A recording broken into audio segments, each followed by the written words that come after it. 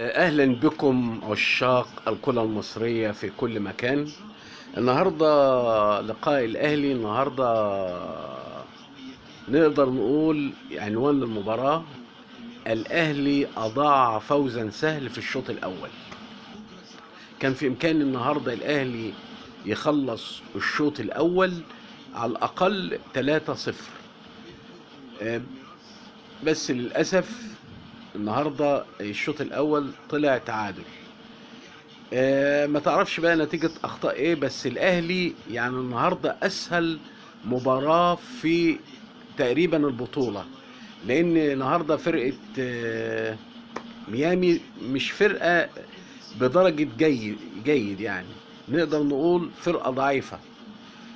والنهاردة ميسي نقدر نقول مثلا راح أمريكا عشان ياكل عيش، مش ده مستوى ميسي اللي احنا عارفينه. يعني نقدر نقول راح يلم قرشانات، مش ده النجم الكبير، النجم الفذ. ميسي حتى بيلعب كده على القد بالشوكة والسكينة.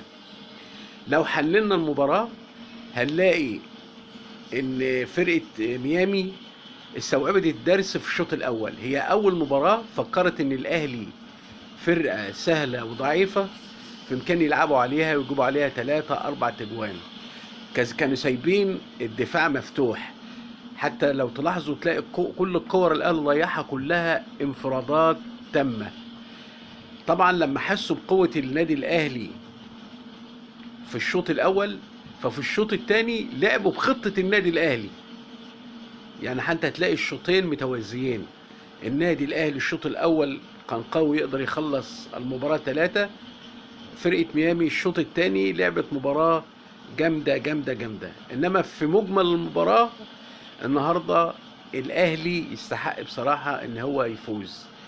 والنهارده يعتبر نجم المباراه الشناوي، لان بصراحه نقص كام كوره خطيره، يعتبر هو نجم المباراه. بس هو النهارده المفروض كان الاهلي خلص، لان بصراحه انا شايف الفرقه ميامي مش فرقه جامده ومستواها ضعيف. ما انا عشان كده قلت ميسي رايح امريكا عشان ياكل عيش، لان قدراتهم في اللعب مش جامده للدرجه اللي هي. ربنا باذن الله احنا كاهلي مثلا فرقه مصريه، فاحنا بنتمنى له التقدم في المباراه القادمه، وربنا يوفقه في المباراه القادمه مهما كان الاهلي بيمثل مصر. فباذن الله تتعوض المباراه القادمه، وهارد لك. النهارده المفروض الاهلي بصراحه